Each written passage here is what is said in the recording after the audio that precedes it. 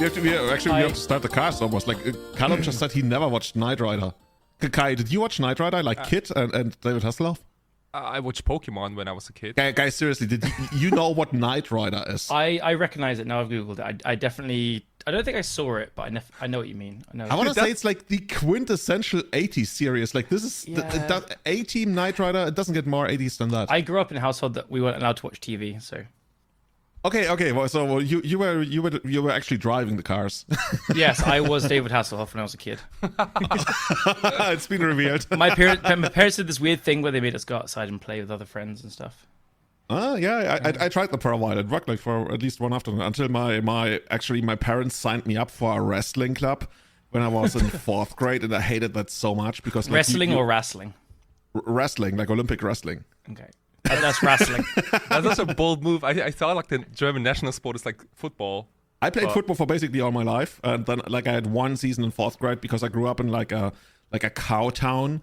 But somehow that cow town had a sports club in the first Olympic wrestling league in Germany. So all the boys in 3rd and 4th grade, we were basically forced to try out. And like I was big and bulky, but I was horrible. I never like won a single fight, but they were like, okay, let's try this guy. He might have potential. But nobody even like, they assumed that you know the rules because it was such a big sport in that cow town. And I didn't care about it like the tiniest bit. So I literally did one season. Didn't win a single fight, and then I went back to football. So I basically did my time in that club. Quit with your head held high. Yeah. I quit at the top or something. Yeah. If you quit at the bottom, you can't go lower. Yeah, I started out at the bottom and I never got lower. That's basically how it works. No, if you quit, you can't get worse. There we go. Yeah. Okay, I guess it works. Guys, how do you actually end up in this episode? By the way, hello and welcome to Everyday Channel number 150, your favorite, most deceptively named bi-weekly legacy podcast. If you want to support the running of the show directly, you can support us at your local Olympic Wrestling Club or on patreon.com/everydaychannel. You just go there, you tell them, hey, Julian sent me, he's from SV Siegfried Halbergmoos, and he's one of the biggest ambassadors of Olympic wrestling in Germany. Nice. Oh God, I hated the sport so much, seriously. They'll know your name. What's the magic advert where they were like, they will know your name? Everyone knows Julian's name in wrestling. Oh, yeah. We used to have that thing, play the game, see the world. And the next slogan of Magic was basically... they will know your name. But like that was... I think it was a little bit more creative than that, but basically that. And the world will know. Blah, blah. And the world will know. Like, yeah. Like the world will know your name. And then like a month later, like they stopped all GPs. Oh, that's actually just hilarious. Oh, guys. What will the world actually know? Because we want to talk a little bit about what Legacy actually looks like these days. We have the entire... What's the Lord of the Rings set even called? Like, I just keep calling it Lord of the Rings set. Is that the name? I think... Pretty sure, yeah. I think that's what everyone's been saying, yeah.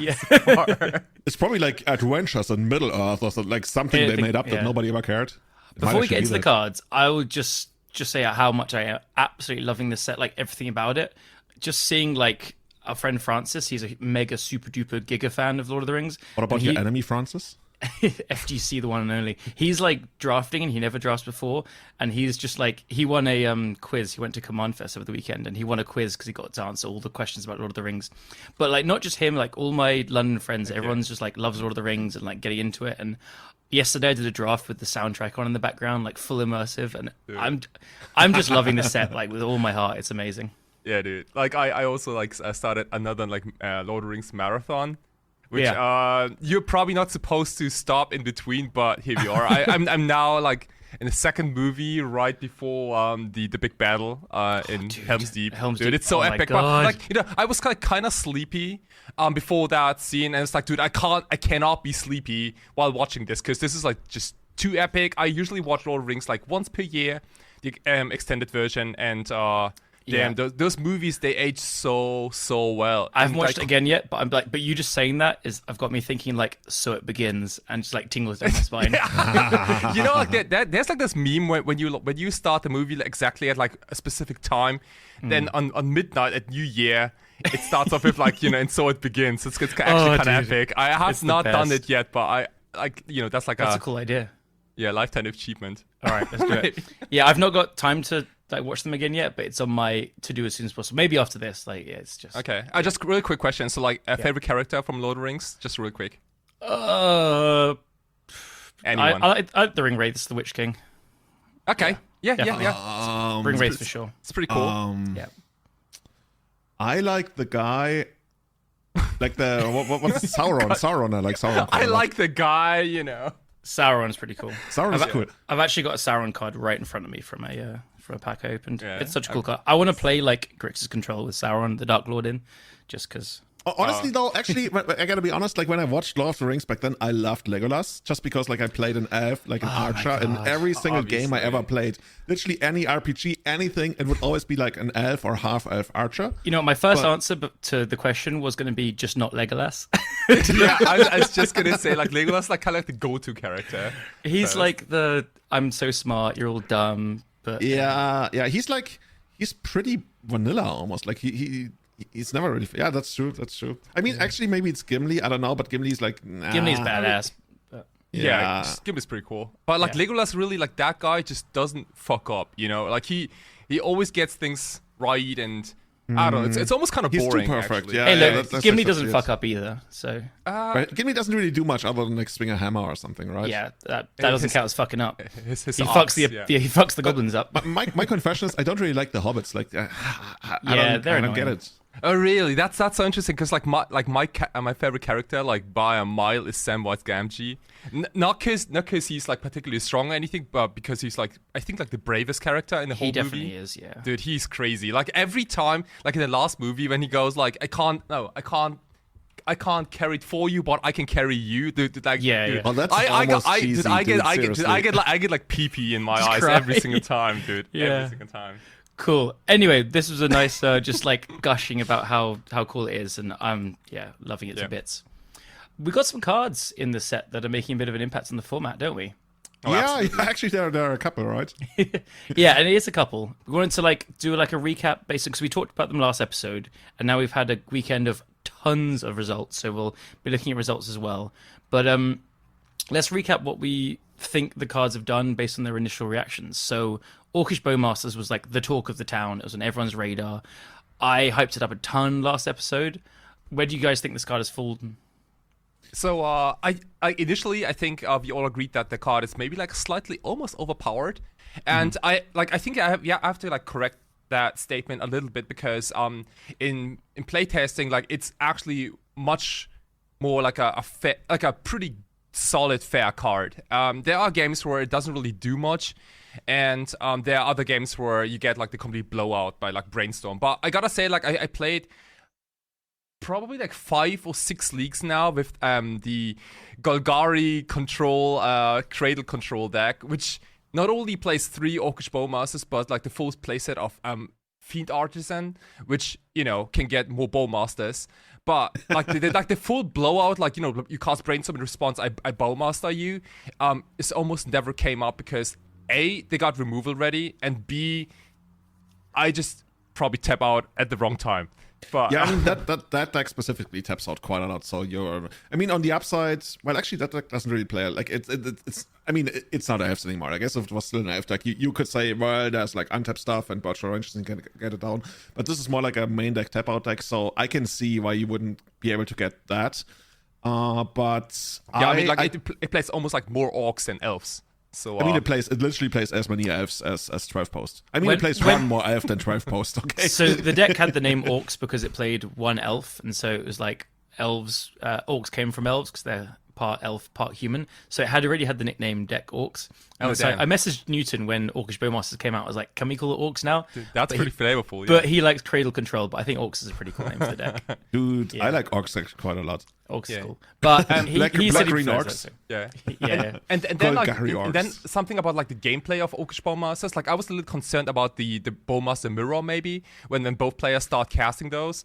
But actually, I kind of enjoy those.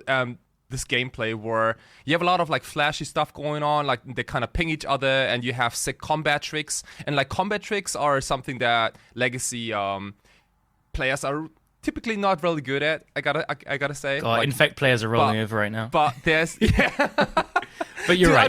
I mean, I also suck at combat for the most part. But like it makes the combat really swingy and exciting, I think. Yeah, I gotta agree with you. Like last episode I was, hyping it up, saying I think this card is scary. It could really push things out of the format and stuff.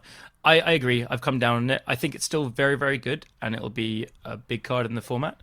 I think it'll still have potentially a bit of a warping thing on X1s just not being as good as before. I've played one league with it in Painter now, and it didn't trigger the extra draw thing a single time yet, so I'm still to see where that comes up. But based on your experience as well, I think it's on people's radars massively. So if the card gets a bit more normal and standard and everything kind of evens out, then maybe it does that more. But just being a 2-mana flash, like kind of ETB, ping something, make 2 bodies is a very good rate. So yeah, I've come down on it. It's not gonna break the format. It's not gonna make every single D&T player cry. Like we saw XJ do very well with D&T, but with Magus, which I said Blood Moon is very good against the underground C decks, and people are doing Bowmaster things. But it's still a very, very impressive card, so we'll probably be seeing it a ton in the format. Yeah, interestingly, I did a lot of commentary over the weekend. I did commentary for the NRG series, and what they call Chicagoland. I just love that name. I guess Nice. it's just like Chicago, like Greater Chicago or something, but they call it Chicagoland, like I don't know, a theme park. You go there, there's Michael Jordan everywhere. I guess that's how it works. Yeah, and we saw Bowmasters in action. I actually saw Bowmasters a lot in these like either mono black Helm combo decks or like even like straight up mono black Scam aggressive decks. And then, as you guys mentioned, right, it slots into that Artisan deck. It slots into like Painter. There's Grixis Delver. I rarely ever saw it like doing something crazy.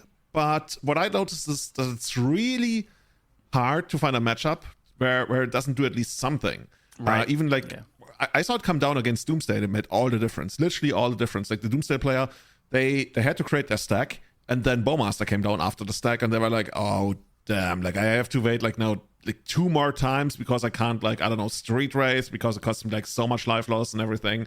Now all of a sudden there's like 2 more power in play, and it was super annoying to deal with from most decks, and I loved it about the card. Yeah. Like, we talked about how this card alone has made black a lot more of a like respectable color and legacy again, and that can only be good. It also fills the curve with these black decks. Like they didn't have a good.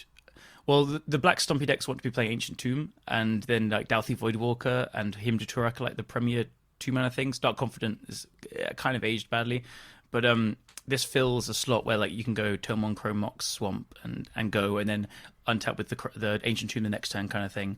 And yeah, it just I found like in the league I played and just watching the coverage that you were commentating and stuff, it kind of punished Planeswalkers a lot as well. I've played it in response to Teferi a few times, and Teferi just doesn't have a good option other than to tick up, and then you get to attack it down, and and like Narset, doesn't really get to do much against it, and even Precious Khan pretty well. It's just the floor of the card is pretty high, is what I'm trying to get at. I guess I gotta say I'm happy that it's 2 mana, because this could almost be something that Wizards would print at 3 mana and then nobody would be looking at it because it's just like too clunky. But at 2 mana it works, and it works really well in Legacy. Yeah. Right. And, and even if there's like the brainstorm blowout moment with Bowmaster, that's not even like lights out, Like if I imagine like the same scenario, but you have like, let's say the what's it called, the 3-mana pirate.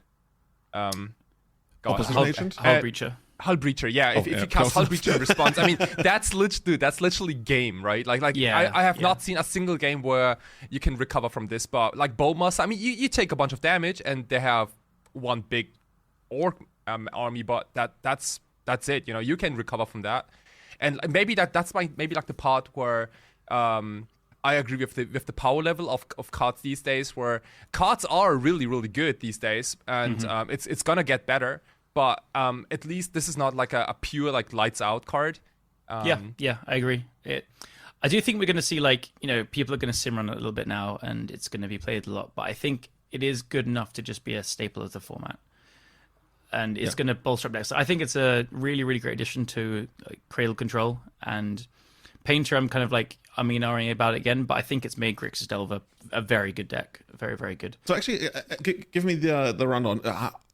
How good is it in Painter? Is it gonna stay a mainstay, which you just promoted it to? I don't know. Like some people are saying they don't like it. I've played one league and I trophied, and it was very good there. I've had some people come back from the Energy and stuff where they played, and they said it was very good, and they always wanted to draw it. It does suffer in some matchups. I think we might see a big trend to go towards lands and depths and stuff, as we said, to kind of combat it. But then I think kind of like control decks will just enjoy that format. So I think it's just very, very good. It's like kind of Teferi power level, I guess. Like, so you're basically saying it's like too early to call, but it looks like it's gonna stay in Painter. In Painter, I don't know. I really don't know. My gut reaction now is it probably won't. It won't actually. Yeah, Okay. Yeah, I think Painter has so much good removal already that it's not worth having to fetch bad lands against, because it's good against Wasteland decks and it's good against decks that you want Magus, like Death Shadow, for example, or like a lot of the Underground Sea decks. Whereas like Bowmasters is pretty good against them as well there, but I don't know. Fury is like so good at doing what Bowmasters does as well, so it's not like a thing that we need. It just makes us even better against X1 creatures, which we're very good against already. So yeah, this is my instinct, but the power of the card is pretty undeniable. So it could be one of these things where it goes in and out of the deck as the format changes and things. Because I'm already kind of on black because I really like the sideboard Shieldress Edicts and the Nihil Spellbomb, and obviously Chaos Defiler. You don't need black for that. So it's kind of like, quote unquote, almost free, but then the cost of having to fetch black against matchups where you would want to get basics is quite a big cost. So yeah, we'll see. It's just really good. So it's very early days. It's hard to tell because a lot of the reports are people saying it's great because the card is so strong, but Fury is a hell of a card as well. So is Basic Mountain. So we'll see. Okay. Yeah, actually, there's probably not that many decks that can actually play Fury and Bowmasters in the same deck, because most of the like Grixis decks and stuff, they play Bowmasters. They don't really have the red count to support Fury, so they auto like default into Bowmasters. Yeah, but in Painter we can actually do both, because they all want the blue cards for Force of Will to go along with it as well. It's hard to support so much pitch without like going into gold cards. Okay, makes sense. So here's another card we talked about last time, the One Ring. I've actually seen it sometimes in Painter sideboards when people were playing Karn. Like a lot of lists I saw on the weekend, there were like tons of tournaments. Like we won't even be able to get into like all of them, but people adopted that. That's what you did on Magic Online for a while now with the two Karns, and some of them actually put the One Ring in the sideboard. Have you tried that out? I haven't. It costs about a bajillion tickets online, and Mana traders don't have it. So I don't like the idea of Karning for it, just because like getting 4 mana and then getting a fair card off Karn has never appealed to me. Like Karn is kind of a anti-combo card in a way, and it's just like the passive is so good, and liquid metal coding is basically all I've found that Karn needs to be good in fair matchups. And like against Delver, he just gets like bolted and attacked down, so it's just a bad card there. And against Control, like you just get back your Painters and Grindstones that were swordsed and prismatic endinged, and if you don't have them, you just get the coating to start killing their land. So like getting a thing that draws cards doesn't feel like it's needed. But so I don't know where to land on the ring, because as I said before about Painters, I wanted to try a Blood Moon heavy list if Bowmasters and Underground Seas are going to be everywhere, and Blood Moons love more fast mana, and the ring is crazy powerful. Like this card is messed up powerful, but I'm kind of struggling to see it doing crazy things in Legacy, like just because the power level at 4 mana in colorless colors is like so high already. It did some really cool things in the Mystic Forge deck that Cherry X-Man played in Mana Traders, and there is potential there. But I think that deck is already very strong, and this probably makes it better. Definitely, I think it's an upgrade, but I don't think the deck is like that much better that it's going to go to like tier 1. It's still weak to the same things, right? It's still weak to like some well-timed Force of Vigors or Null Rod and stuff. So the Run Ring's probably going to make decks that have powerful sideboard cards against it better, but people can beat it if they want, is where I kind of fall. Yeah, pretty much. I think like the One Ring is mostly like a modern staple, I want to say, at this point. Absolutely. Very much. I think like this morning I saw a very interesting tweet by Yuta Takahashi, who is sad, dude, it was really really sad, right? Like because he wrote like Jace the Mind Sculptor is my most favorite card. However, due to the One Ring, I realized that Jace has finally become a card of the past.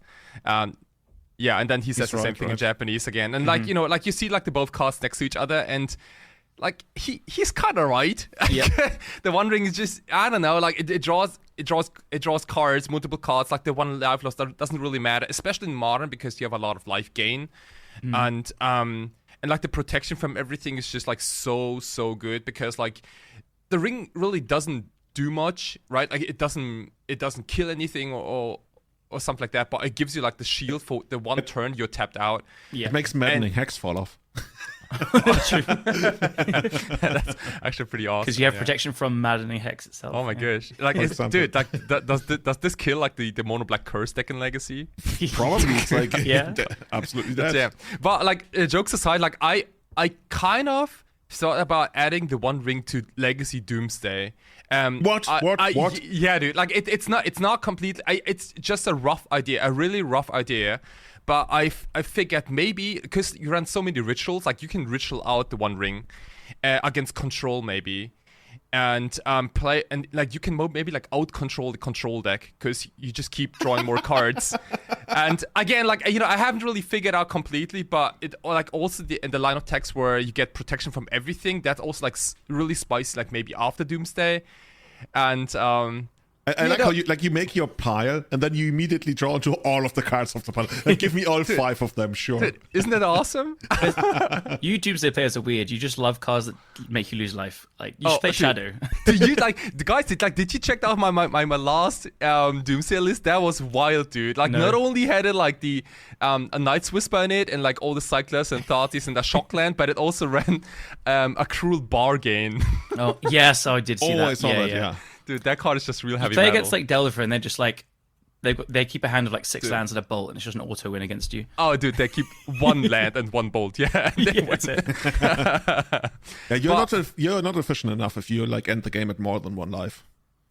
Yeah. There's One life, something- no permanence. Yeah, there's something about me just losing life. I don't know. But seriously, I love the idea of the one. Like when you think about like ad nauseam tendrils, like that's. I mean, yeah, it's around. I guess that's the best way I can put it. Like these kind of decks, couldn't they literally just like throw the One Ring in there, like you mentioned for Doomsday, because they also like they play rituals. Some of them even play like Cabal ritual. I could see it. Yeah, like, you know, it is really good before the combo because obviously you want to draw cards and have more setup. But then even like for a deck like Doomsday, you know, even after, or like even for Storm, if you let's say like you fizzle, for example, because I don't know, your combo just didn't work out, you can like easily rebuild after, and you also get a bunch of life with. Because the protection for a turn, right? Yeah, or like you can also like MIDI tendril to opponent, you know, just gain a bunch of life and then draw even more cards with the One Ring and do it all again, you know. Maybe. I think another shell where it could be very, very good is like Black Scam, where it obviously combos very well with what's she called, Shieldred, like, you know, losing life, drawing cards, gains the life back. That's actually pretty awesome. It plays Dark Ritual and Ancient Tomb, so you just get to power it out quicker. You can play Grief and Reanimate to like clear the way to get it out there. And now we have Bowmasters as well as a good addition to the deck. I think I could see like mono black decks just slamming 4 rings in there or something. Yeah. so to all the listeners, like this sounds all like this all sounds really appealing and interesting, but like please understand that the One Ring, like in my opinion, the One Ring is like a solid tier below Orcish Bowmaster. So this is more like a fun card, which might be interesting here and there, but ooh, this is going to be a soundbite for our like end of year episode. Oh no, dude! Like 2 years from now, when the One Ring has been banned from pretty much every format, like the Bowmasters has been like reprinted into the ground because nobody wants them. Like, can you believe Kai used to say that? Oh my god! It might happen. Nice. Episode 150. It just like plays so well with Ancient Tomb, right? You just slam it really does. It really, really does. Yeah, I didn't actually think of it in Black Scam Stompy decks until a second ago when you were talking about Dark Ritualing out, and I was like, oh, that actually makes quite a lot of sense. Like, is it better than Karn though? Like, Karn's passive is so strong. I think it's better than Karn. Yeah, it does different things. Yeah, but like the passive ability is just undeniably good. Yeah. So there's like a give and take here. I mean, Karn is good against the ring. If the ring's everywhere, then Karn gets good. The one, like, Karn should actually be the one like carrying the ring to Mount Doom because he's immune to his powers. It's gonna be like this mono null rod format. Karn. So Karn needs to be the ring bearer. You need to liquid metal coating target Karn, so he becomes an artifact. Then he pluses on himself, so he becomes a creature. Then you can play a thing that tempts the ring, so Karn can be your ring bearer for a turn. There we go. Something like that. And we did it. You have to turn the ring into an equipment. Actually, how is the ring not an equipment? We did, guys. They should have printed like a second copy of it. It's like, I don't know, the second version. Like they also have like multiple versions of like Aragon and everybody. They should have like the ring tempts you thing, like that mechanic is like it's an equipment in a way. I have to admit, I I still don't know what that does. Remember when you said like you will eat something if like the dungeons ever works out, like the Undercity and everything? Hey, I ate my hat. You might have actually. I don't know. But the ring temperature is kind of similar. Like it has 5 stages, and every time you play a card or get an effect that says the ring tempts you, you go to the next one. But they're a lot more powered down than the initiative. They're like, the first one is creatures with greater power can't block it. The second one is whenever your ring bearer attacks, you loot. Third is whenever your ring bearer becomes blocked, each blocking creature is sacrificed at the end of combat. The fourth is, maybe there's only 4, I'm forgetting. And then the last one is whenever it deals combat damage to a player, they lose 3 life. Oh, I thought like a volcano would come up and everybody dies. I might be missing one, and listeners at home are ripping out their hair. Okay. But yeah, the only other deck where I actually saw the ring in action was I think I watched NRG stream like one of his like control abominations where he had like I think like 3 or 4 copies of the One Ring. And it looked okay. I gotta admit, I didn't really watch enough to really come to a conclusion there, but I guess that's like one of those natural decks where you would think. I think it's good because he was already playing Delightful Halfling. So Delightful Halfling is the one where it taps for a colorless mana. It's a green for a 1/2, taps for a colorless. Delighted Halfling. Delighted Halfling, sorry. And it can tap for a mana of any color and to cast legendary spells. And if it's legendary, it can't be countered. So the One Ring is legendary, so it can cast an uncounterable One Ring. It sounds like the modern deck I was doing commentary on Saturday. Yeah, they play the same thing. So the 5 color elemental-y things, they just play Delighted Halflings, Intellect to Fairies, and whatever's, and Nissas, and then the One Ring as well. Yeah, very cool. In Modern, it looked really impressive. Like in Modern, it looked so good. I was actually wondering whether it's like one of the top tier decks in the format. Obviously, Rhinos, like everything I've gathered from like doing the commentary, like Rhinos seems completely busted still. Yeah. But that's the One Ring, like 4 color elementals, whatever this deck, that seemed so good, especially since you also get to play the Halfling. Yeah, I think that's one of the bigger winners of this set. Yeah. Like you gotta be a little careful with the elemental second Modern because maybe you guys remember like how dominant Yorion was in Modern with these elementals because Yorion was like the perfect pitch card and it get a lot of card advantage and so you could pitch like all the elementals you want and then recoup card advantage later. And the ring kind of does the same thing, so we gotta like watch out a little bit. Dude, I'm always happy to like completely get rid of Yorion. I don't want to see Yorion. Like I don't want to play a Yorion deck. It's like ugly. Don't want to like 2-3 mana to draw a card. I played it once in paper and I single sleeved the deck and I'm still never going to play it again. It's, it's just too big and annoying and dumb. And well, I guess that is why. Yeah. But on that note, like just last thing about Modern, I saw Yawgmoth won the challenge yesterday, or is today Monday? Yeah. Oh, I love that. But it's playing Delighted Halfling, 4 Delighted Halfling, 4 Orcish Bowmasters, and 3 or 4 One Rings, and like it's Lord of the Rings Yawgmoth, pretty cool. Like Delighted Halfling making uncountable Yawgmoths is pretty good as well. Yawgmoth is basically like Sauron, right?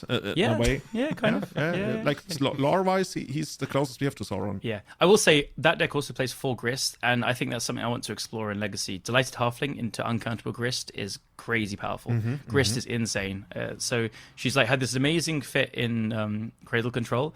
But I think she should be seeing play in other decks. It's just an incredible card, and just going Halfling into her is so good. Yeah. So we'll see. Gives me another reason to maybe build Yawgmoth. Like when I was doing the commentary, like I saw the Yawgmoth like in action, and you remember like when I was playing Modern at the 4 seasons in our team, I lost to Javier Dominguez's deck when one of his teammates was playing Yawgmoth, and it was like I felt completely overwhelmed with everything they could do at any point. And to me, I want to be the guy who does that. And I want to learn, and I want to be like the person who passes the turn and like the other players shitting their pants because they don't they just don't know what I'm capable of. It sounds like a super villain thing, right? Yeah. It is cool. Yeah, so Yawgmoth, an amazing deck. Delighted Halfling, very, very cool. Like a mana dog you can actually play that works even in the face of Ren and 6, which I guess otherwise is pretty dominant in Bowmasters. Yeah.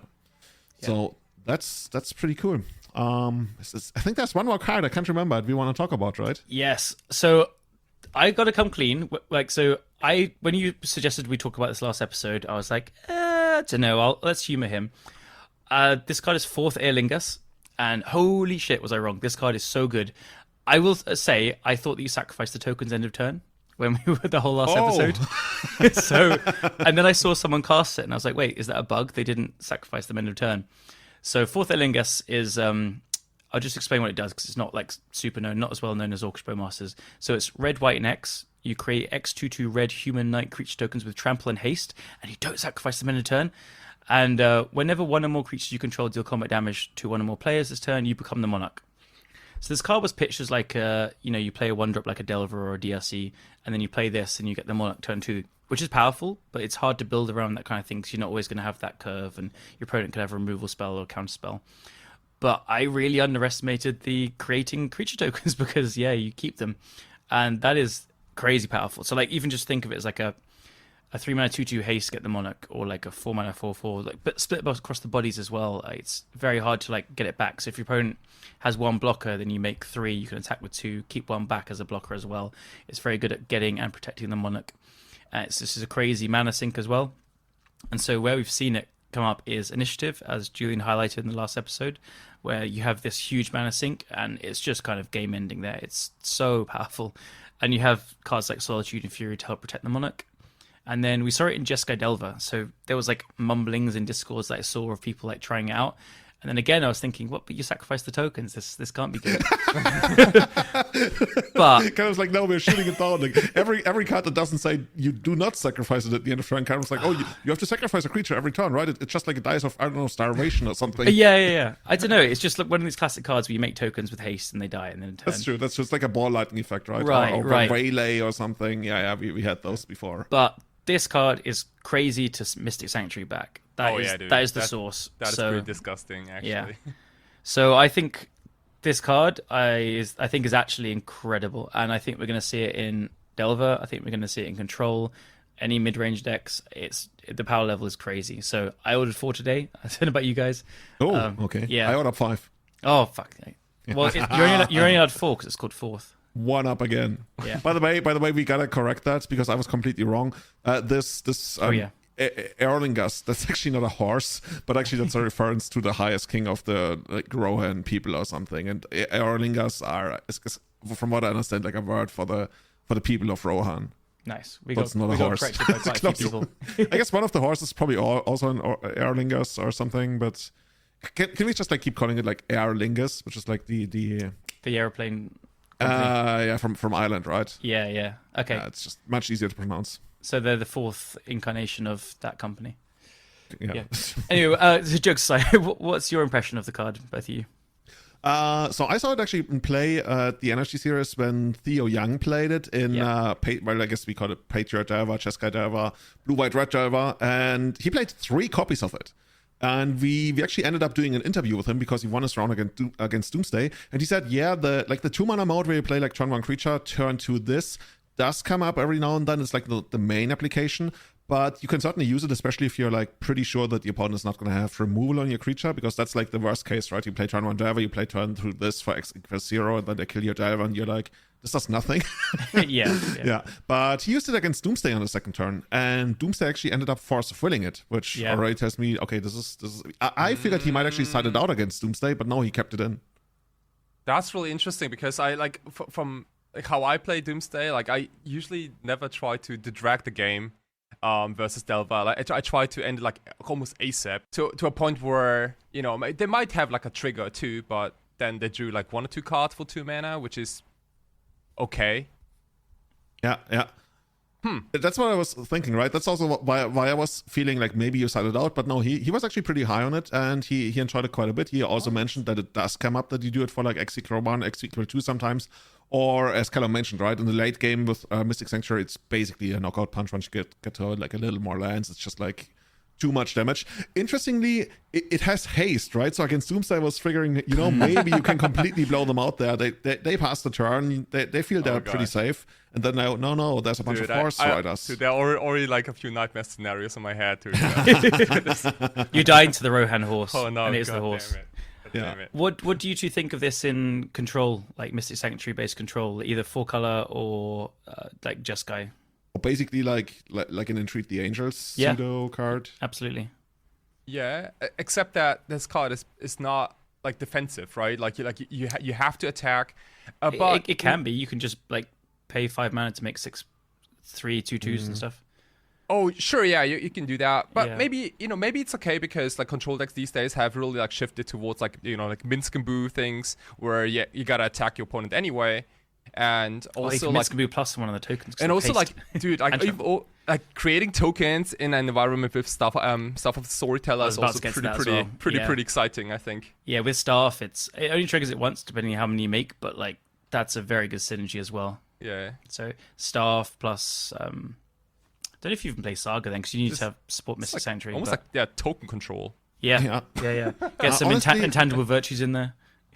Honestly, I don't really see it in control. I don't know. It's just like for like 3 and 4 mana, it's it doesn't really excite me. Like I think if I play like 3 or 4 mana in control, I want more, and I can very much see the scenarios where it actually scales so hard. Like it does scale so hard in the end game, but a lot of times I think there can be even more. Kind of, but it's a card that does something at 3 mana and then scales crazy. I'm thinking it like doesn't really do something at 3 mana. Sorry to interrupt you. Doesn't really do something at 3 mana there, because that's my gripe of the card. And like a control mirror, like haste attacker, they should attack them if they tap out for a Teferi or a Narset. You just get the Monarch, and then they struggle to get it back. Right. I mean that's the dream scenario, right? Actually, but, you don't get the Monarch in that case if you attack the Planeswalker. No. You attack them, and then they have a Planeswalker, and you have a creature and the Monarch.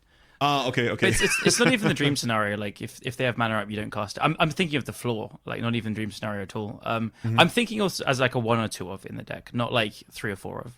But I don't know. I see potential there. Yeah, I mean we shall see. Yeah.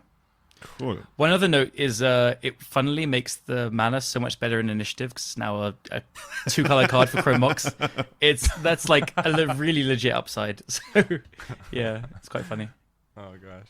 Anyway, we shall see with this one. Should we go and like take a quick look at, well, there's like 500 different big tournaments. By the way, can we take a moment and say like, hey, how alive is Legacy? This is actually crazy. I was surprised by I know I was watching stuff all weekend and I was out as well and you were commentating, but there was so much Legacy this weekend. It's amazing. Yeah, even just like to give you people like a very quick overview, there was like the 5K NRG series in Chicagoland. Then I think the week before there was the SCG Con in Baltimore. There were 4 Legacy challenges as they usually are there. There was the Mana Traders as well, right? Which somehow I miss every single month. I think do they have like monthly Legacy tournaments, or is it like only Legacy every once in a while? Monthly, but different formats. So like that's why I keep missing it. Pioneer or Modern, and they haven't done Legacy in a while. So this one was Legacy, where you need to go like 7-1 or 6-1 or like some percentage positive. You have to basically qualify for the Swiss, right? That's how it works. Yeah, exactly. Is it hard? No. I'll be honest. No. You just like kind of queue into random people, and no, you can qualify if you want. Definitely. Okay. Yeah. I'm happy that you put so much trust into me. Well, I'm talking to Kai. Okay, Julian's like a different thing. Actually, I believe I actually played in one of them like many moons. I think I might have even commentated one of them. Yeah, dude, that's just like way too many tournaments. This is so hard to just like keep track. But by the way, once again, big shout outs to the NRG crew. Like I've been commentating those tournaments for quite a long time. And when I started out commentating them, it was just like this random thing. Like Charles had messaged me and he was like, hey, do you want to do this? And I didn't even realize that this would grow into what it is today, because like they sold out for the modern event at like over 300 players. And I'm pretty sure the Legacy event was also kept and pretty much sold out. Like there's so much demand in the Midwest. And Amazing. At this point, like you remember like when SCG, when people were like, hey, can you come to the West Coast? Can you come to this place? This is already happening for NRG too. Like people are like, hey, can you come here? Can you come there? And I just love the enthusiasm and also that's like awesome. The ambition. Like there's even like more stuff behind the scenes that we're working on that we will be able to showcase. And just like looking at the numbers, we had one of the best weekends viewer-wise. We even had more people watching Legacy at some point. Like I think we had like double the amount, like 50% more the amount of unique viewers or something for Legacy, which I guess is part of because we played the Modern Finals first, so we got all the Modern people, and then we played Legacy. But this is just like, I want this to grow everywhere, and I know it takes time, but what they have grown in the Midwest there, this is completely insane. And if you live anywhere close, you should definitely come to the NRG events. Hashtag not sponsored, by the way. Not yet. But it is great. I mean, I'm so happy to have some Legacy to watch. Legacy Sundays is back, hopefully. Yeah, it's really, that's that whole feeling. Like, if you weren't around back then, that's literally what it is. Legacy Sundays. Like, you just chill, relax. And if you don't play, you can literally just sit back and watch some really, really good Magic.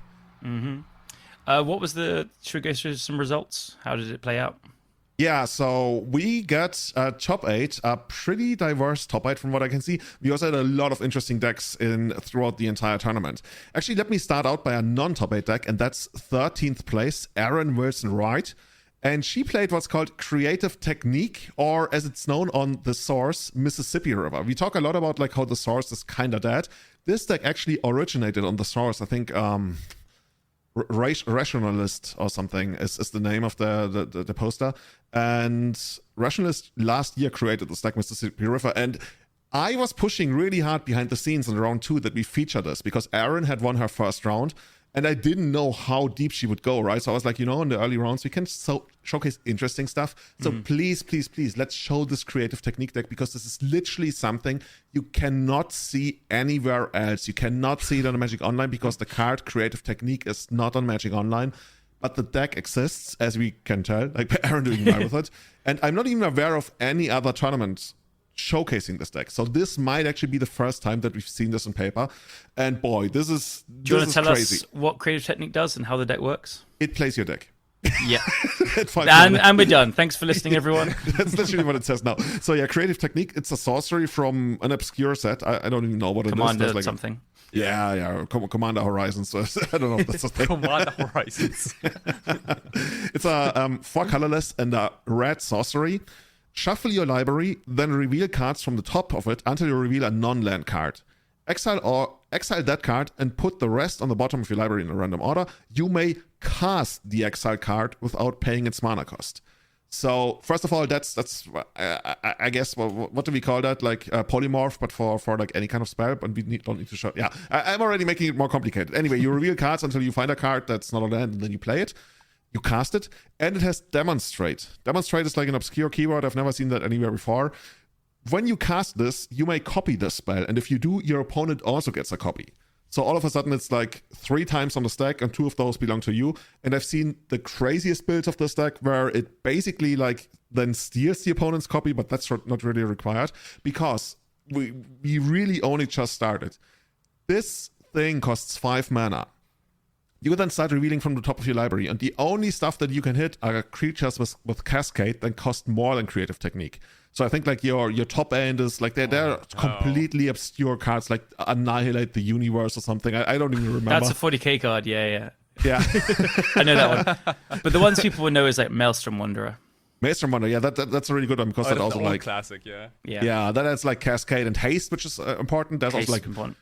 It's kind of funny how we go from, I think it's actually not called Annihilate, like Destroy the Universe or something like that. I've got to remember and then now. we go to like Boarding Party, which is just like random pirates with Cascade.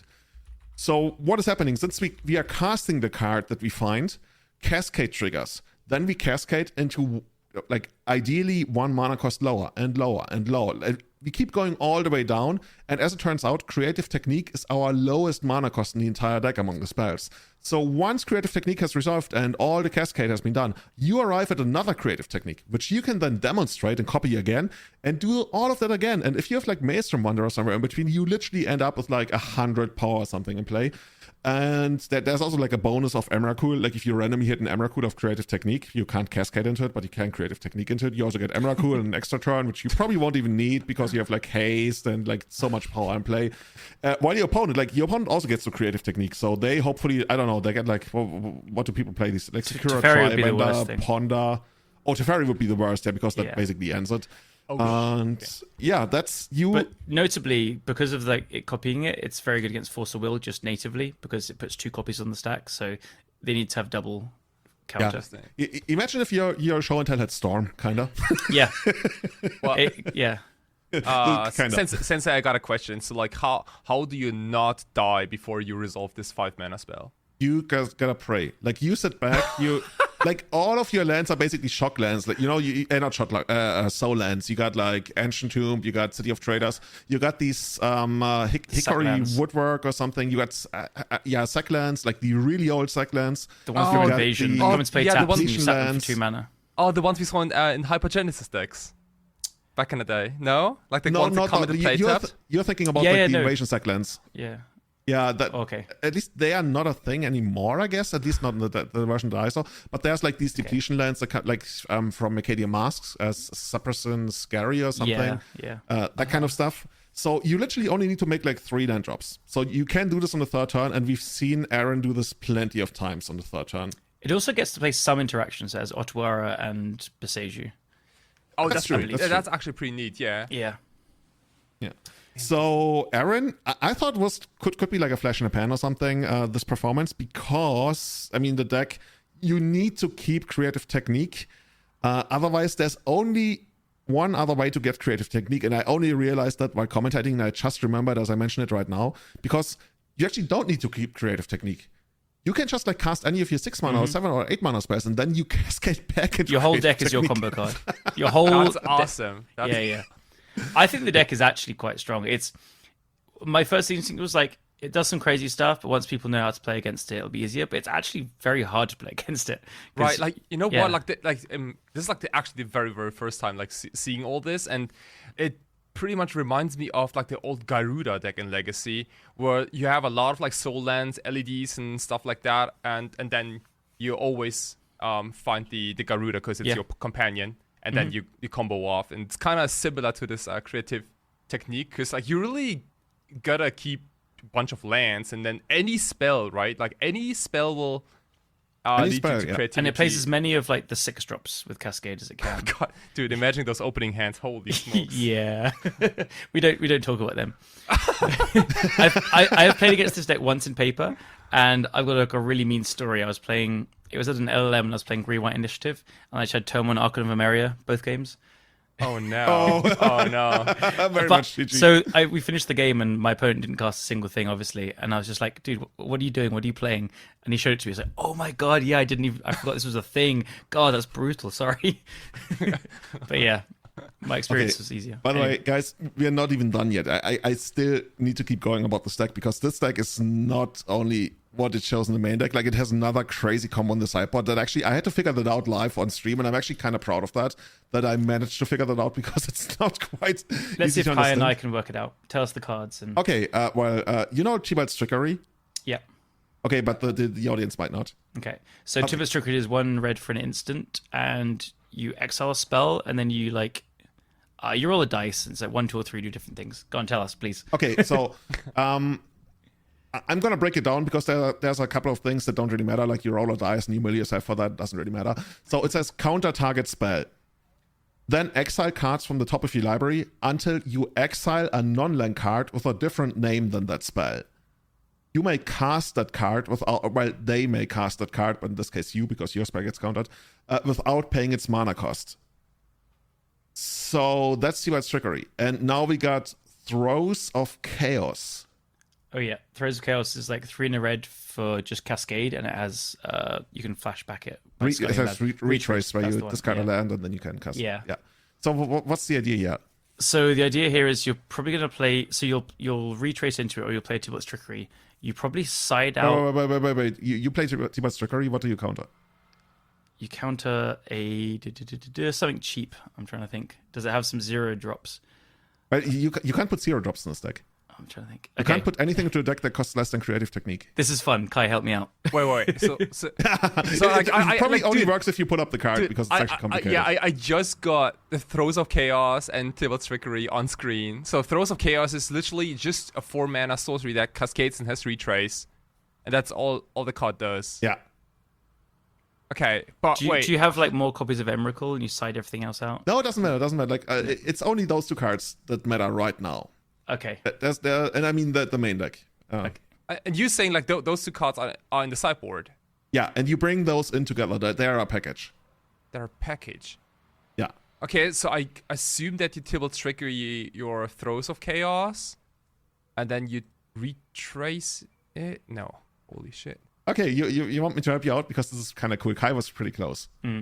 So this is basically giving you a way to continuously cast. Now I missed the creative technique. To continuously cast creative technique every single turn, because how it works is you get the Throes of Chaos either in your hand or in your graveyard. So this is against the control deck, right? So you can keep going. You cast the Throes of Chaos. It's on the stack. Then you cascade. The only thing you can cascade into is Tibalt's Trickery. So now you cast Tibalt's Trickery, you counter your own throws of chaos, and then you keep revealing cards from the top until you hit a different card, so you cannot hit another throws of chaos. And then that's going to be technique or something that cascades into it. Exactly. You either hit another cascader or technique, and then you go. So your opponent has to counter like multiple times. They have Every to counter. Yeah, I mean, technically they only need to counter your throws of your Tibalt's Trickery, I would guess, because it doesn't shuffle back into the library. But that alone means that they have to like counter 2 more things. Is there one trickery in the sideboard? There's 2 triggers. So technically you could hit another trickery, but I mean, it's super unlikely you hit the second trickery before you hit a cascader. Yeah. I mean, you probably never want to draw it, right? You don't really want to draw the Tibalt's Trickery. I mean, well, the idea is to have 2 is in case you do draw 1, right? Yeah, I would think so. Yeah. Right. But man, like the retrace mechanic is also crazy strong. That's like a built-in Mystic Sanctuary almost. Like you just do it again and again. Yeah. That is very really very good. Smart sideboard. Wow. Yeah. Like big brain. Hats And off. then you also have an actual counter spell in the sideboard, which is Mirror Shell crap. And that's one of those one of those channel cards. It's actually 7 mana for a 5/7 with Ward 3, doesn't really matter. And it has channel 2 mana, 2 colorless, and a blue discard Mirror Shell crap counter target spell or ability unless its controller pays. My eyes are not good enough. 3. Okay, Mana Leak. Mana Leak on abilities too. Yeah. Oh, I played this in Painter. It's so sick. Oh, you actually did? I remember. Yeah, I trophied with it as well. It's an artifact. You count something, then you weld it in. Yeah, and hear me out. Like, Erin was actually going all the way until the last round. I think she was like in 6th place. She was playing on table 3 in the last round. She could not draw. She was up against Roger. Roger is like the reigning championship, like the NRG championship winner. Like he's the person on the series. The crusher. Yeah. Yeah. And he was playing Black Red Reanimator, and unfortunately we didn't really get to see the match, but I guess Black Red Reanimator can be somewhat awkward because if you demonstrate, he might actually be able to cascade, to reveal something that matters. It's not super likely because also if he like reveals, I don't know, like a random Faithless Looting, doesn't really matter, and you don't have to demonstrate. But overall, I would guess that's not like the best kind of matchup because they can also like kill you pretty quickly and you have like little interaction. But overall, like big shout outs to Erin. That was amazing. I love to see her go this deep into the tournament. Almost top 8. Can you imagine? Like the card is already sold out in NRG. Yeah. Or Nice. maybe they reloaded after this weekend because they needed more. Yeah, just getting it in. That's awesome, dude. Like, Yeah. do we know who came up with this idea? So the player on the source who made the thread literally last year is called, I think, Rationalist, and he called it Mississippi River. Okay, just big shout outs. This is insane. Like, I'm not smart enough for this deck, honestly. And like, dude, holy Dude, I was trying to convince the rest of the coverage team that we put her on screen. As I was like on my second screen actually Googling how the combo works because I only like knew parts of it. Like I was trying to figure it out as I was explaining why we need to put this on screen. And I was actually kind of happy because she got to do it twice and it literally worked the way we expected it to. Nice. But like all the coverage team basically agreed like, yeah, it's cool to show it once, but we definitely don't want to show this twice because this is kind of crazy. Yeah. So yeah, that's the NRG 5K Chicagoland in the top 8. The winner, we got Win Tom playing. The coverage said like Golgari Control. I call it Artisan Order or Artisan Control. It's not even Control. Okay, whatever. What's this weird obsession with like Legacy calling everything Control? Cradle Control, Newton Elves, whatever you want. It's basically like a Golgari midrange deck. You've all seen it, I believe. I think the only change that really made it different was the 3 Orcish Bowmasters, right? From what I see here. Pretty much, but it like with so many tutor effects, like you have more Orcish Bowmasters than on paper. Yeah, so feed artisan finding it, of course, and then like it's extra bodies for Cradle, extra bodies to sack to Grist. Oh and yeah, stuff. you got 2 bodies for Cradle. That's actually really cool. And Grist. So good. It's basically for free. It's basically for free. It's basically You can just metamorphose into the black mana. Oh, there's Volrad Stronghold in that. Okay, I haven't seen Volrad Stronghold in a while in that deck. That one's bad. I'm gonna say. Yeah, that card unfortunately like still belongs into a commander deck. Unfortunately. Sorry, Win. I gotta say you must just love the card. But the only thing like I never liked about Volrad Stronghold is just, like it's so flavorful, but then it doesn't produce black mana. Come on, come on. If it did, please. then it'd get a pass, maybe just. But like, I mean, it's a sweet card in Nick Fit with Phyrexian Tower, and like, There was Right. remember old then- Grixis Control where the only win cons were Snapcasters and Strixes? On my Goblins friends, Marcelo, he had like 2 Volra Strongholds in the sideboard as Goblins, and he was just like, if you have Stronghold and Cavern, and you draw a Mog War Marshal, Grixis can never beat that combo. And he was just like, not even joking, it couldn't, so yeah. In the first game, they literally couldn't, right? They can never No. get past you. No. So there we go. Oh, this is perfect. This is perfect. You know, this is like the little bit of legacy trivia that I live for. Yeah, Pretty so awesome. cool. Yeah. Then we got a couple more decks. We got like Dustin Heidegger on Blue Black Shadow, of course, playing 4 copies of Bowmaster. We got Chris Smith, whom we had on coverage many times, playing Mono Black Helm combo. Also with, I think, like So that is all 3 or top 3 4 decks copies. with Bowmasters? Yeah, Bowmaster all the way. We Yeah. got Kadra Aldrich, 8 cast, a very popular deck on the weekend. We got Everybody's Hero, XJ Cloud on Death and Taxes. I think he was actually first after Swiss. And I think that there was another player who was also like on Death and Taxes. Like, I think Death and Taxes was number 1 and 2 after Swiss. That's impressive because of the Bowmaster kind of meta and Actually, stuff. it must be Conor Maris here. Conor Maris in 8th place. Nice. Yeah, I think they were leading the field. XJ was playing Red Splash, as we said, so Magus, Pyroblasts, and he had some cool ones in there. He had Comet, which he said was absolutely awful, but he likes dogs. And you can't fault him for that. Things you And do for dog love. Canoptic Scarab Swarm as well, which you can recruit for, which is sick. Because Oh, yeah, that's another Warhammer 40k card, right? yeah. That removes all the lands from your opponent's graveyard. It's like, Like, 4 mana for a 1/1. ETB, you remove, I think, all cards, and you make a 1/1 for each land and creature that was exiled from it. sounds about right. Yeah, something like that. Interesting. Yeah. Okay. So like, when and why do you use this card? It's just like a kind of just like a Thomas Crypt mid-range. Like it's. Let's see if it hits the whole graveyard. Sorry. It hits the old graveyard. Yeah, of course. It's like a kind of semi-graveyard hate card, but like against really go long matchups, you can just make tons of things. Yeah. He sent me a message like in a chat saying he made 13 against some mid-range deck, and it just gosh. single-handedly won it where no other card would. So yeah, And I mean, those tokens are flying, right? So that's also a big deal. Ooh, and I guess okay. you could just like Didn't know that. randomly while it in like the late game when you have like a while on 4, you bring this in, all of a sudden you have like, I don't know, 10 plus and you flicker power wisp in play. it, and Dude, I mean, scarabs everywhere. But this the could also- flicker wisp doesn't really do all that much, right? Oh, true. Yes. Yeah. But this could be like a game change. Like if this really like hits against Delva, it could be really ugly, right? Like Oh, yeah, not against only Delva does it's it, also super it annoying. resets everything on their board, and you get a bunch of 1/1 flyers. That's not too bad. Not too bad. Yeah, it also gives you infinite jump blockers for Murktide, I would guess. Oh yeah. But that card is too big of a problem for D&T. Well, so to round out, we got Raja Suleiman, Black Red Reanimator, Chris DTR on Breakfast, and yeah, the already aforementioned Conor Maris on another D&T deck. So D&T this far from that. Nice. Yeah. Yeah, absolutely. Cool. By the way, I want to highlight one more tech, dude. There was so much amazing stuff going on this weekend. I love this. Like, this was one of my favorite Legacy or even Magic weekends that I was just sitting at home, not even playing in. And that's coming from Richard Papierski. And maybe, I mean, Callum, you're always like very much in touch with the latest tech. I had never seen this one before. 8 cast playing Mirren Spy.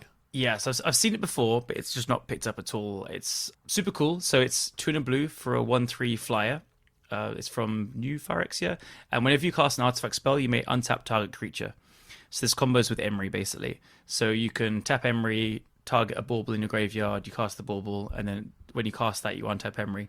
So with the bauble, it creates infinite draws in your opponent's upkeep. With Lotus Petal, it's infinite mana. And like that's probably most of it. But I mean, you can draw immediately all of your cards with Spellbomb.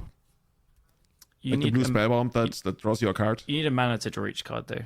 Yeah, but you got infinite mana with Lotus Petal. Oh yes, fine. So if you have Easy, good point. easy. So if you have Lotus Petal, then yeah, you draw your whole deck. So I guess I didn't see the You rest play of the all, show. basically, you can also play like all the other artifacts from your graveyard, like Kappa, Cannoneer, what have you. You literally bring all of your graveyard into play. That's like an artifact. So with Lotus Petal, you'll just recast your whole graveyard. Yeah, it's cool. I saw him play it once on camera, I think. Yeah, And we went got the infinite combo on camera at least once. Nice. And it completely like stole the game. Yeah, I think we did it actually twice, and once Rich actually had to pass the turn. So, I mean, in a deck that plays 4 Force of Will, you can pass the turn. I was about to That's say, fine. like, one of the problems with old Bomberman, like, drawing your whole deck was, like, you didn't have much interaction for there. So, yeah, you kind of draw your whole deck and hope you don't die, and then you kind of win the next turn. But here, yeah, you're going to draw into, like, all but 1 or 2 of your cards. You probably have 3 or 4 Force of Wills to go, and then you untap and kill them because you have your whole deck. Yeah. Yeah, very cool. Cool. Yeah. Amazing tournament. Check out the next one. And I'm not. Oh my God. The next one is actually Legacy.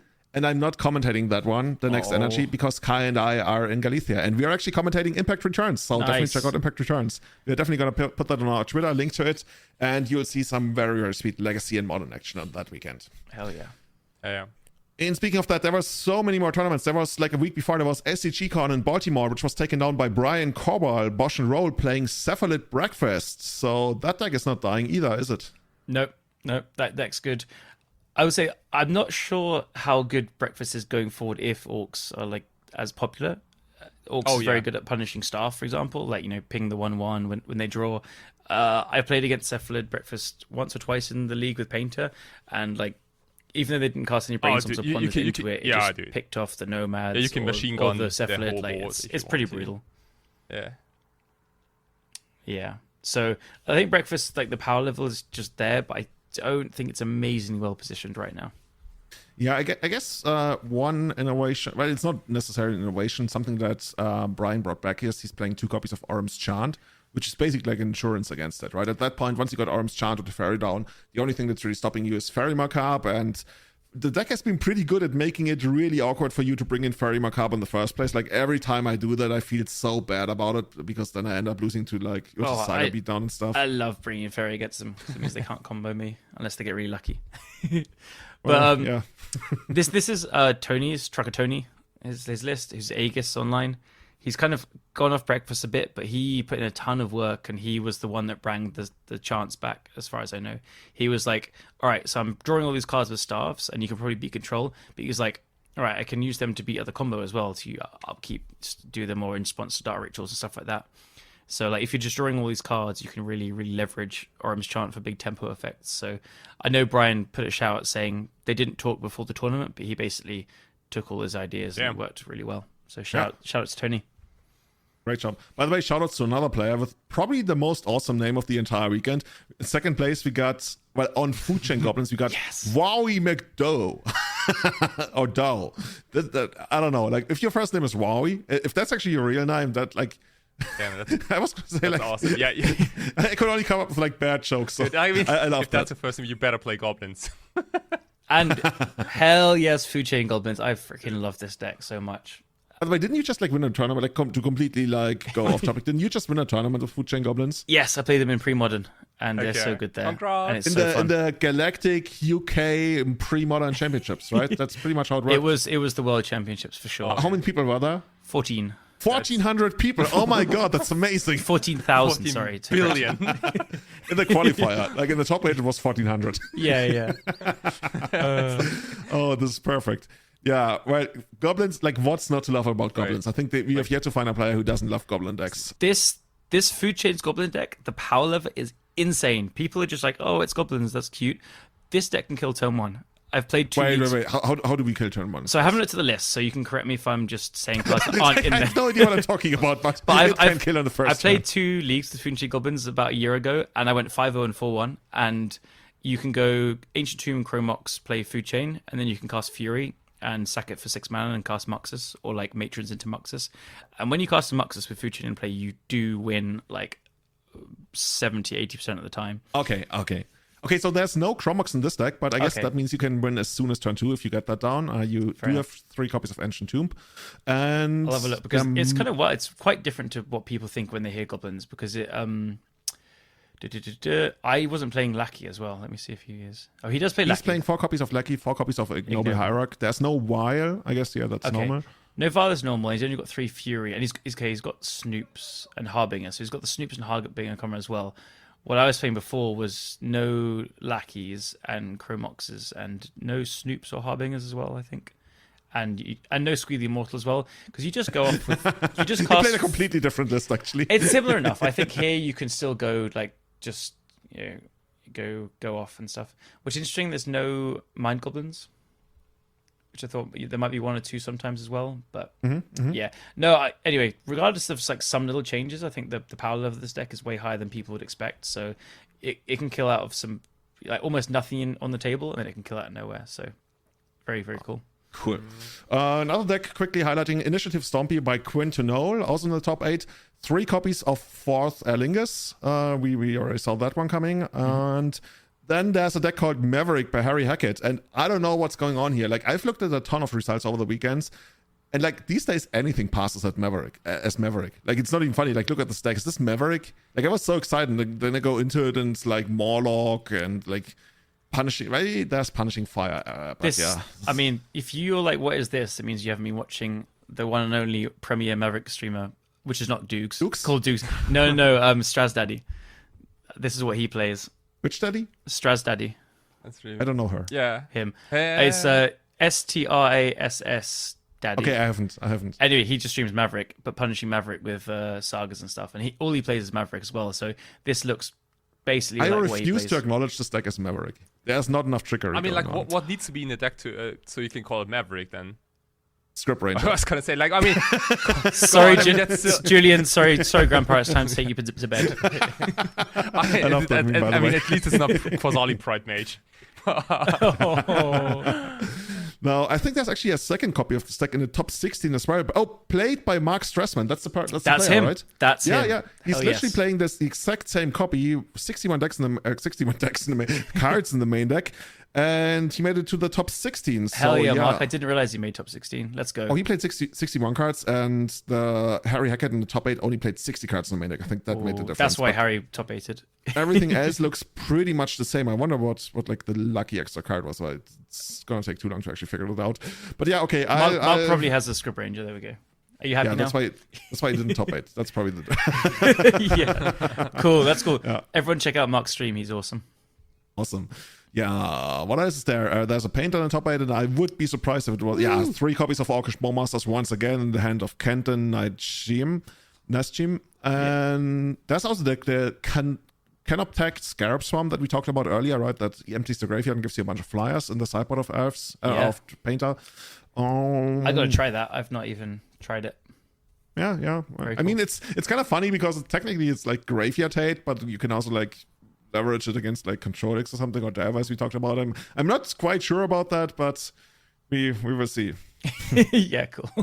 Is there anything else that's like stuck out to you guys in the top 8? Anything Shout out to that Tony kind of- Scaponi on his Mono Black Storm. Like, this is his deck. He made it, pioneered it.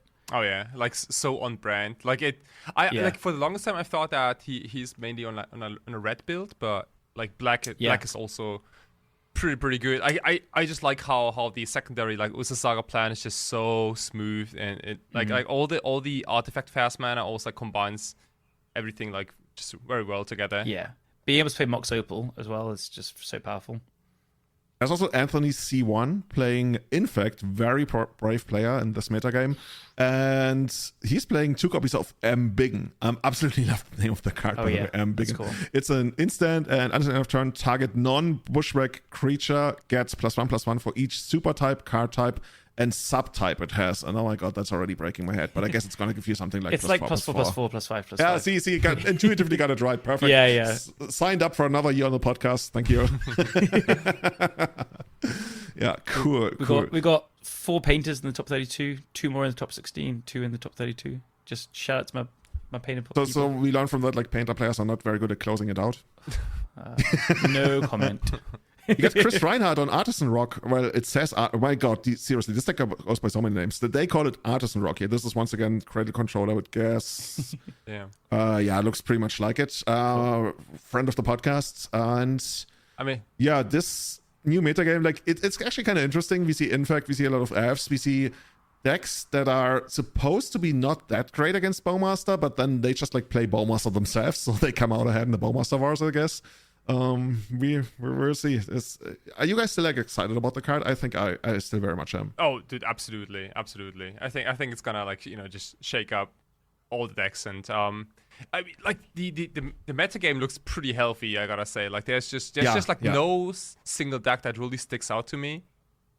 Oh, also shout outs to Michael Mapson, also like who made our top 32. 32. With also Maverick. It says Maverick, but the deck list is more like a. See, that's what I was saying. Like This is any Naya class That's of Naya, Maverick yeah, these days. that's, This that's is like pretty much Naya depths. Yeah. And I think like Yeah, I mean he has been playing this archetype for quite some time now, but By the way, there's more. There's more. We won't be going into every single Legacy challenge, but I noticed a really big pattern in Legacy, and that's something I mentioned on the Modern stream, and like the Modern players who only play Modern, I couldn't really believe it. But the most represented deck in the last 4 Legacy challenges in the top 8 is actually double check. Yeah, it's actually Rhinos. Like we have 4 copies of Rhinos across 2 challenges. And then the very next 2, they didn't have them. But 4 still. Reanimators as well to ruin your... Reanimators always. Yeah, I don't even count those. Those are just like that's the dirt we walk on. Yeah, that's cool. I think Rhinos is really good. Yeah. Yeah, Rhinos. It's scary. Like ever since I first lost to a deck out of nowhere, I felt like, ooh, this is. I remember the episode. You were like sheepish. You were like, "I'm scared, guys. Like, is it actually good?" And we're like, "Yeah, it's so fast and like." Leverages the free spells, which are free spells are pretty busted, as we know. Leverages them so well. Yeah, the thing is, I remember that was like our Legacy 3x3, and I called it the 3rd best aggro deck in the format.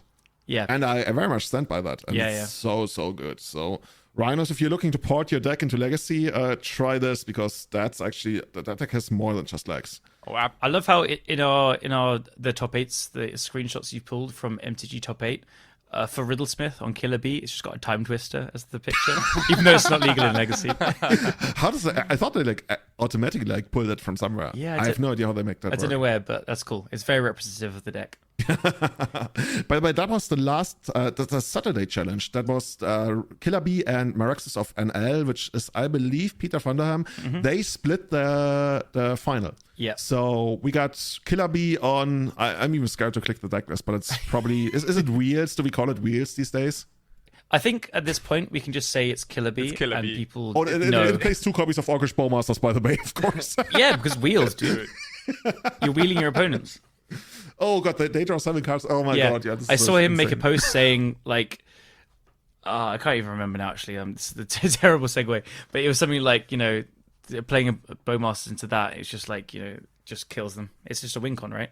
Right. Yeah, it very much is actually. Now that you mentioned, I thought it was just like additional utility, but no, it's probably like you said, most central win condition at this point. That also is a hate bear, loving it. And now for the first place list that Peter played, like this is. I think we haven't really seen this exact style of deck yet, right? This is Grixis. Well, MTG Top 8 calls it Grixis Bowmaster. This is more like Grixis midrange, right? Straight up. I'm going to just say this is Max's tweet. I brewed a deck and it's Delver. Yeah, pretty much so. Oh, by the way, Kai, it plays 4 copies of Preordain. How's that coming on for you? Preordain cards, dude, I saw that. I almost threw up, dude. Is that why you were late to the cast? Okay, cool. No, but this is cool. Okay, this is basically the Delver shell without Delver. And then we play 4 copies of Preordain. And why are we playing this obviously so much better cantrip than Ponder?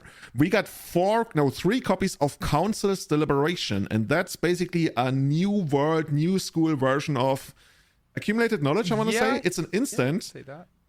1 colorless and a blue, draw a card. Whenever you scry, if you control an island, you may exile Council's Deliberation from your graveyard. If you do, draw a card. So this is... You see where I'm going with this? I mean, it doesn't have the insane endgame potential of Accumulated Knowledge, but it's also just like one-sided. And you don't have to cast multiple to be AK, and you don't have to play the full 4 set of AKs. Yeah. I think it's a bit sus, like... Yeah, it is. It very much is. But it's cool thinking. I like it. It's kind of outside the box. Like, when this was spoiled, I saw a couple of people like trying to think, oh yeah, you can play some other cards. And I like his approach of just 4 Preordain, sorry. Right.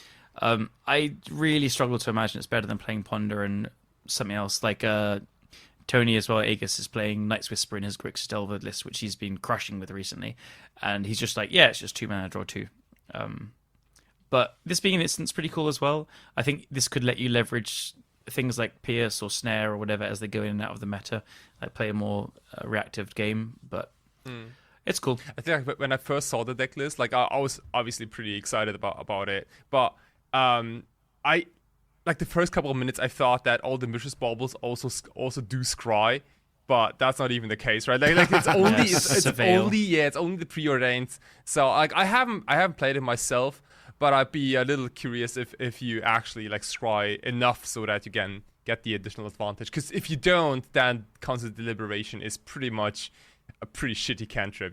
2 mana draw card. Yeah, dude, that's like not even good enough for Modern, I think. the difference of Preordain and Ponder like really can't be understated. Ponder is just so much better. Like seeing an extra card is all the difference in cantrips like that, and upping consistency of decks like Delver that rely on hitting their low land drops and stuff. I think in like pure good stuff decks, Preordain is fine, but especially in Delver where you might be looking for something very specific and like a very short time frame, then Ponder is just like so much better. Yeah, like I've played Preordain over Ponder in decks without fetches. Like other than that, it's not like really a long time ago. There was like the Storm deck called Grinding Station, and there was a time when we had 5 slots for Ponder / Preordain. We played 4 Preordain and 1 single Ponder because like that was not. You still have brain damage from back then? Dude, I left over brain damage still here.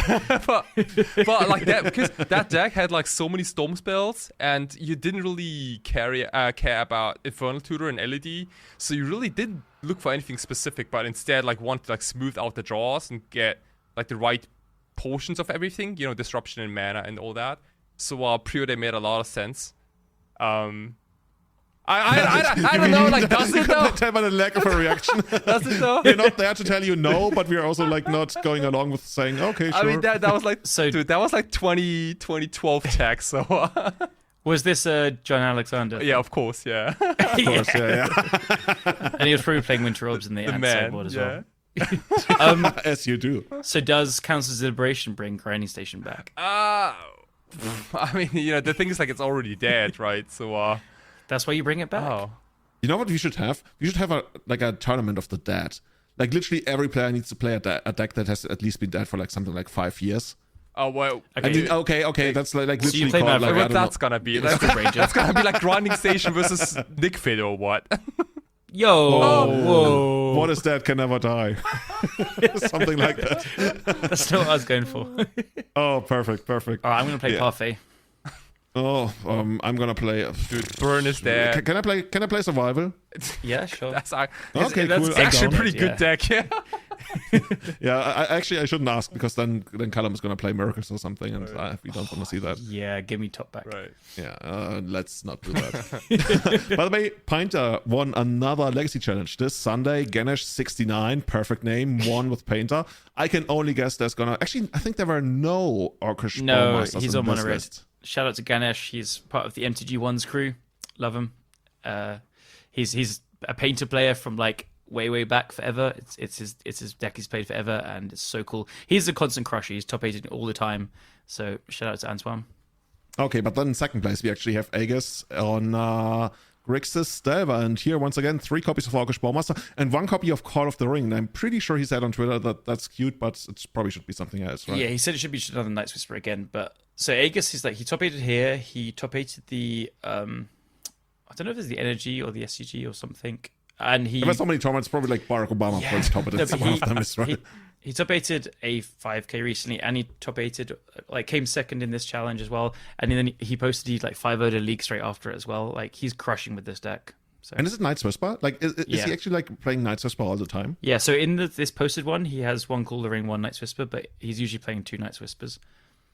Yeah. Honestly, like, it always feels so bad against me. Like, when my opponent's casting Night's Whisper against me, I always feel like, I hate it. Like, I don't know, like, the card is actually like kind of good. Yeah, it's not bad, but it's not. You don't want to force it though, right? Like if you have a counter, it's yeah, I guess it resolves, but it doesn't feel good. Yeah, you wanted to resolve, and then hopefully your opponent just like draws shit. It is the kind of card you can. Like 2 is the cap you can play. Dude, that reminds me so much of like good old like shardless bug. When like people told me, dude, like you never counter Ancestral Vision because they're gonna draw garbage anyway. I said, okay. Oh, is that so? Okay, well, it's so true. I guess I'm not gonna counter the Shardless Agent either. So Yeah. They're just gonna draw a couple more. Like, what's a couple of more Grey Ogres? Hillshines is the 4-mana 3/3. They get Grey Ogres. That's the way cute. Yeah. Kind of love that. Oh, dude, I died with 7 cards in hand so much. Yeah, that's the sharpest way. Yeah, but it feels so good. It feels so good though. That's actually why I loved cascading into Tarmogoyfs, by the way. I think whenever I cascaded and hit Tarmogoyf like on turn 2, I was like, okay, this is actually the best. Yeah. When I was playing against Miracles, it used to be easy because you could actually outgrind them by doing things, and then they discovered that predict card, and they would actually use predict to draw enough swords and removal to keep up with your creatures, and then they would just pyroblast your visions. They learned to do that, and it just felt completely unwinnable. Like you'd actually side out Liliana when they got to predict. But oh my god! Yeah. Oh my god. Anyway, Yeah. those Another deck for our dead tournaments. Yes, can't wait. Deck tournament. So Francis and I streamed a couple of years ago. We streamed that matchup. I might do that again just for like old time's sake. Oh, I'd love to. I'd love to see that, especially if you do commentary on it. Yeah, I think you gotta have like both players do commentary on it at the same time and shit talk each other. Oh yeah, you can do that, right? You would be down. Like you guys are British. Pretty good at you shit can do talking. I can do that. Oh, awesome. So yeah, that was another legacy challenge. We got Mentor, Blast from the Past, always trying to make it back into format, I guess. Is there anything else? Like I guess we also got the Mana Traders. That's the last one that we really want to highlight here. Yep. Mana Traders, again, you had to qualify for it and then play. I'm not sure how many players there were. I'm not sure if it says. At least 8. Okay. At least 8. Thank you for the hard-hitting commentary. It's actually 117. That's quite a lot. That's a good size. I mean, it's Legacy. Legacy draws the crowds. Yeah. So we had Mephiedro taking it down with Mono Black Helm combo. Pretty sure with some Orcs in there as well. This deck has been just going from strength to strength. It's been weirdly like... Until recently, it's been played a lot more in paper, even though there was no cards in paper that aren't on Magic Online that it plays, I think. But it's picking up online more. So just people are realizing the power of Dark Ritual and Ancient Tomb. Pretty good cards, turns out. And then Black has just got enough good cards now to Actually, to interrupt you there, Mephiedro did not play Orcish Bowmasters. Oh, really? Okay, cool. Yeah. So it's just like Helm and Ley Lines, right? One of Ill-Gotten Gains, Ley Lines, Dark Rituals, Chrome Mox, Thoughtseizes, Doughty Voidwalker, Opposition Agent, Grief, Shieldred, 4 Karns, of course. I think I already mentioned that. Cool. Yeah, might just like also be a case of like maybe not getting them in time because they fit very well into the whole shell. They were very hard to get on Magic Online as well. Yeah. Second, we got Darius 89 on Blue-Red Delver. Third, we got Chris Concarnage with Orc Painter plus the ring in the sideboard. This is what you mentioned earlier. Then we got Swift Warkite 2 with Karn Tribal Prison. I guess like just fast mana and Karns and stuff. Cherry X-Man with this Mystic Forge combo, but he was playing 3 or 4 with 1 ring, so like the Voltaic Keys and stuff, untapping ring is pretty cool. Oh, that's nasty. That's dirty. That's dirty. Yeah. They should not allow that. I think he was actually undefeated after Swiss. Yeah, he was like completely at the very top. Yeah. And he plays Paradox Engine, which is whenever you cast a spell, you untap. Oh my god, that shit. Oh my god. Oh no. As soon as the 1 ring was spoiled, I posted in a Discord. I was like, guys, Paradox Engine 1 ring, we're doing it, and so we're seeing it. Oh, that's nasty. Yeah. Then we've got Grimwhite Depths with Maximus D. We've got Von Ducky playing Blue Black Shadow. And rounding out, we've got John Smith 3373 with Rug Stifle Control. Not seen that in a while. Yeah, that's actually interesting. Like on the Mana Traders website, it's called Timor Driver, but it's very much more like a control deck. Like the creatures here is like 4 DRC, 3 Uro, 1 Brazen Borrower, 2 copies of Minsc and Boo, and then some removal, 3 copies of Stifle, but also 4 copies of Daze. So I can see where like the idea of like this is okay. This is another one of those I brewed a deck in itself, pretty much, but it's a lot more mid-rangey. Yeah. I should like highlight a little bit what I just described as Karn Tribal Prison. So it's like got 4 Karn Great Creator, of course, but 4 Karn Sign of Urza, which is the other 4 mana one, which kind of like spits out constructs. And then this is a proper like prison deck. So it's got like Mox Diamonds and Grim Monoliths as the ramp. And it's playing like 4 Trinosphere. It's got Crucible of Worlds and Expedition Maps. I guess you got it's playing like 4 ports, 4 wastelands in the mana base. This is kind of Dust Bowl. Oh my god. Dust Bowl, yeah, 1 Dust Bowl. This is quite old school, right? Yeah, very much. Yeah. 2 Nettle Cysts, and then Chalices, of course, and then some like Saga targets. Pretty cool. Which wasn't on my radar in the slightest, but I think this is just showing the power of Karn right now, I guess. Help me out against there. Oh yeah, there's Collect Oath. I think Collect Oath is actually like really good. Yeah. Then again, I'm probably like this is based on like us talking a lot about the One Ring and actually not making as I say, it's not making that much of a showing in the format. Like in the Mana Traders, it's actually had a pretty good showing, right? So yeah. So there's a few maybe it's gonna be bigger. Like right now, the 2 big things that have happened are 4th Erlingers and Bowmasters, but we will see how the ring comes along. Kai is shaking in his boots. Dude. Like all I'm thinking is like how can I like turbo threshold my Cabal Ritual so I can like Cabal Ritual this out ASAP. Yes. Cabal Ritual ring, mana for days, let's go. Yeah. Actually, I haven't even taken a look into vintage. Like, has the ring made any impact in vintage, or is it just too slow? I think it's going to get restricted in vintage. Oh, is it? Okay, because you can cast it off Vicious Workshop. Hey, you know that workshop card? Yeah, that's pretty nasty too. Yeah, workshop is just so good. It's also, workshop is addicting. Once you start workshopping, it's so hard to go back to another deck. But I mean, I say that it's as not someone, that great even. I say that as someone that doesn't really play any vintage, so I could be completely off because I've been shown screenshots of people in the vintage Discord saying this card is trash. But I think it's going to get restricted. That actually means it's really good. Okay, you made a call. We will see. We Yeah, will come back let's to see. that. Like, and actually, no, the bannings are happening much less frequently, right? Unless it's like a really big immersion series. So we will see in 1 year from now. I bet it's not going to get banned within the next 11 months. Ha. Okay. Oh, you know how to phrase it to sound really smart. I like it. Cool, guys. I think that's gonna be it from us today, right? Well, which decks are you most excited about? Like, what are you playing in your next tournaments? So I have LLM, which is an ELM qualifier that's coming Sunday, which is very exciting. So it's going to be a really fun thing. So anyone in London or UK wants to come, there's still tickets available. Go to the Legacy Players UK Facebook group. The ticket price is like slightly more because my whole idea is first and second place are going to get a bunch of money, not credit, to go towards hotel and flights to go to ELM. That's pretty cool. cool. Yeah. So I need to get the final breakdown and stuff, but I'm aiming for first place gets at least a flight and most of the hotel, and second place will get a good amount towards the flight. Okay, and the that's hotel as well. really good. Because we have 2 ELM places to hand out as well. Yeah, so yeah. first and second place get it. So I'll be playing that, of course, and I'm going to be playing Painter. I just need to decide on Orcs or not, probably. But yeah, I'm playing Painter. Painter's been just on a roll for me recently. I had 5 of the league. I won the last LLM, came second in the challenge. That's what I've played recently. So that's awesome, man. It's humming. So I'm going to go 0-3 drop, obviously, now. That's how it always goes. Yeah. Yeah. Man, yeah. Kyle, for you, like, you had so many paper decks these days. Today was mail day, so I got my own Bowmasters in paper and a few new Fiend Artisans. So I'll be playing that Golgari deck myself. I had most of the elf cards anyway. Like, I bought them like last month, and now I'm kind of like upgrading, quote unquote, upgrading it to the Fiend Artisan deck just to not be as vulnerable to the Orcish Bowmasters, or like, I don't think I want to be casting Glimpse of Nature in this environment. That's all I'm saying. So yeah, but pretty excited. Like, I almost trophy today. Deck is surprisingly good, even without drawing cards. You just get some rings in your deck, I think. Yeah, dude. To draw some cards. Cool.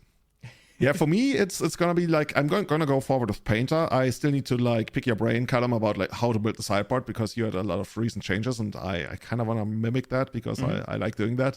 I have had a lot of success like mimicking what Callum does. Yeah. So, but actually, like, I'm not gonna be playing the next Etc., which is on the 9th of July. So hit the Facebook group for that and sign up for it, because as we mentioned, Impact returns, coming to Spain once again. Galicia, northwest of Spain, near A Coruña, and yeah, Kai and I are gonna be there. I think we're both flying like on the 6th of July, and then commentating the whole. At least I'm gonna be commentating the whole weekend. I think Kai, you will be in your booth during the modern event, right? But yeah, I'll be at my booth on Sunday, but I will be at the booth area the whole. And the booth with me, the commentary booth. Yeah, dude, the whole Saturday. Nice. It's gonna be freaking awesome. I can't wait.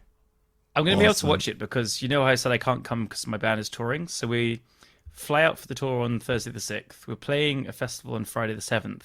And then we have 2 days off, the 8th and 9th. So I'll be in Copenhagen chilling and watching. Shit talking us. I would never do such a thing. Say that. I would never do such a thing to you guys. What the hell? This is slander. By the way, we talked about LLM, we talked about etc. Are there still tickets available for your tour? No. All sold out. All sold out. No one's allowed. My God, this is insane. No, there is. There are still tickets available though to become a Patreon of Everyday Eternal. If you want to do that, if you want to support the I was almost gonna call it shit show here. No, that's way too nice. Too hot. Nah, this tiny little podcast that we have here going on. You can do that on patreon.com/everydayeternal. You can also leave a review on Apple Podcasts or Spotify. Oh my God, we have so many reviews on Spotify. Love you guys. Seriously, thank you for all the support. If you want to follow us on social media, that's @EternalMTG for the podcast, @Savatarix for Savatarix. Thank you. And Callum Smith, MTG for Callum, and I'm It's Julian23 on Twitter. You can find us there. Big shout outs to everybody supporting us, especially the Eternal Witness tier supporters: Alex Crow, Tim Everett, Testacular, Sebastian Hollager, Guillaume, Sean Dewey, Francis Cowper, Cassandra Davis, Tom Zischka, Benedict Gruber, and Severin Schwarzhuber. The last three of which you will probably be able to see at the next Etc. So once again, 9th of July, sign up for it. One of the biggest Legacy tournaments in the south of Germany. And another big shout outs to our Atraxa tier supporters: Batu Butt, Scott Monroe, Tom Happ, Kane, Ian Seyfried, and Colonoscopy. Still one of the best names in the business. Okay. Everybody have a great time. Start practicing your archery. You're gonna need it in Legacy, and see you again next time. Bye bye. See ya. Bye everyone.